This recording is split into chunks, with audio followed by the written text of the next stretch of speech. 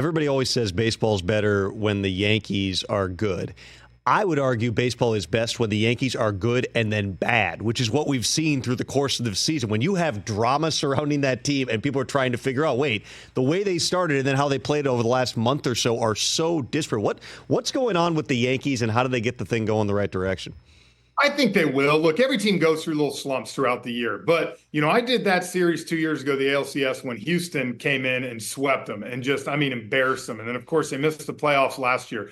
And we've done quite a few Yankees games this year. And walking in, though, talking to Aaron Boone, those guys, it's a different feel in that clubhouse. When you bring Juan Soto in, who I think is probably the most complete hitter in all of baseball, you instantly make that lineup better. And, of course, what Judge has been able to do, the number one thing they're going to have to do, and I think Brian Cashman's going to do it, is get bullpen help. If they get bullpen, then to me, again, they match up with the Phillies maybe as the most complete team in baseball between starting pitching and, of course, offense. There's no better 2-3 in the game than Soto and Judge. So I think, but there's going to be a lot of pressure on Cashman to get some bullpen help because they need it. Who do you think is the most dangerous team? If there's one team you wouldn't want to see as we get down the stretch and into the playoffs, who is it? Seattle. If they add a bat or two, man, people forget out there. That's, it's like, remember when we were growing up, Sean Alexander had the most amazing year out there. No one ever really knew about it because they were in Seattle. And he was on the front of Madden the next year. But their pitching is as good as anybody. Their starting pitching is phenomenal. Their bullpen's great.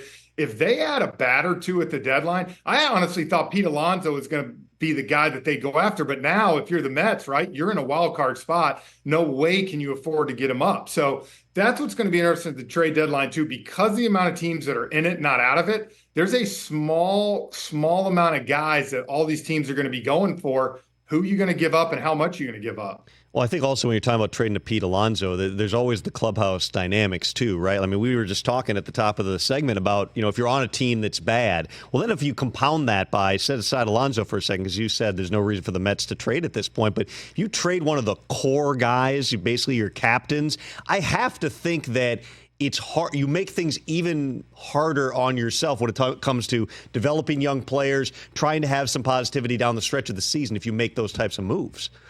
Yeah, and I agree, and especially if you're the Mets, you're a large market team, man. Act like it. And so when you think about it with a guy like Alonso, what are you really going to get back for 2 or 3 months that's going to help you in the future? And I think for them, that's a big piece. And what are you showing your fans right now? I mean, that team has battled. Carlos Mendoza, let me tell you, that might be manager of the year for me if they make it, because what he's been able to kind of hold together up there in New York, all the criticism early, 0-5 start, struggling, he's done an unbelievable job. So I think that's one of those that they're going to keep on, and they could be a playoff team very easily. Catch the Rich Eisen Show every single day on the Roku channel, 12 to 3 Eastern, for free.